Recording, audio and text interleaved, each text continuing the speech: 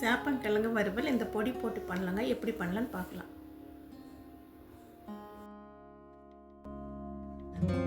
சேப்பங்கிழங்கு தண்ணியில் 2 வாட்டி நல்லா அலசிட்டு மண்ணெல்லாம் போகணுங்க. அலசிட்டு குக்கரில் சேர்த்து முழுகிற வரைக்கும் தண்ணி சேர்த்து வேக வச்சுக்கலாம். மீடியம் ஃப்ளேமில் 2 விசில் வர வரைக்கும் வேக வச்சு எடுத்துக்கலாங்க. சேப்பங்கிழங்கு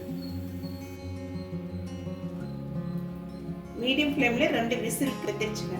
கிழங்கு தோல் உரிச்சு நம்ம க்ளீன் பண்ணி வச்சுக்கலாங்க.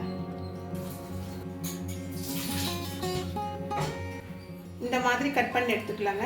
ரொம்ப தின்னாவும் வேண்டாம், ரொம்ப திக்காவும் இல்லாமல் இந்த அளவுக்கு கட் பண்ணி எடுத்துக்கலாம். 1/2 டீஸ்பூன் எண்ணெய் சேர்த்துக்கலாங்க. 1/2 டீஸ்பூன் கடுகு, 1 டீஸ்பூன் கடலைப்பருப்பு, 1 டீஸ்பூன் உளுத்தம்பருப்பு, 1 டீஸ்பூன் தனியா. 1 நிமிஷம் வறுத்துக்கலாங்க. 3 காஞ்ச மிளகாங்க உடச்சி சேர்த்துக்கலாம். அப்போதான் சீக்கிரமாக வறுப்படும்.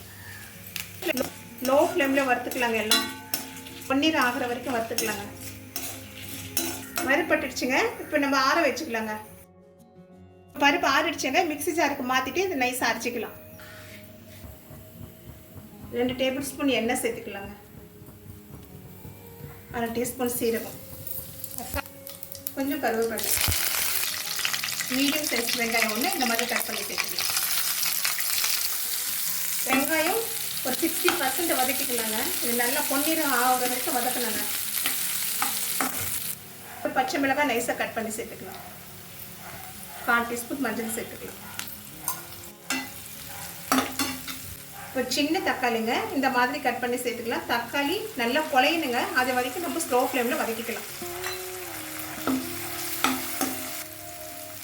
2 டீஸ்பூன் இப்போ அரைச்சி வச்சிருக்கிற பொடியை சேர்த்துடலாங்க. தேவைக்கேற்ற உப்பு சேர்த்துக்கலாம்.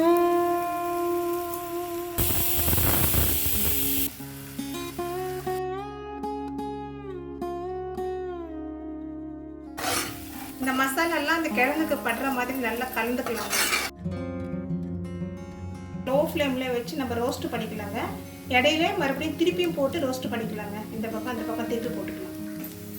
லோ ஃப்ளேமில் 2 பக்கமும் திருப்பி போட்டு வறுத்து எடுத்துக்கோங்க. எனக்கு 20 நிமிஷம் ஆச்சுங்க.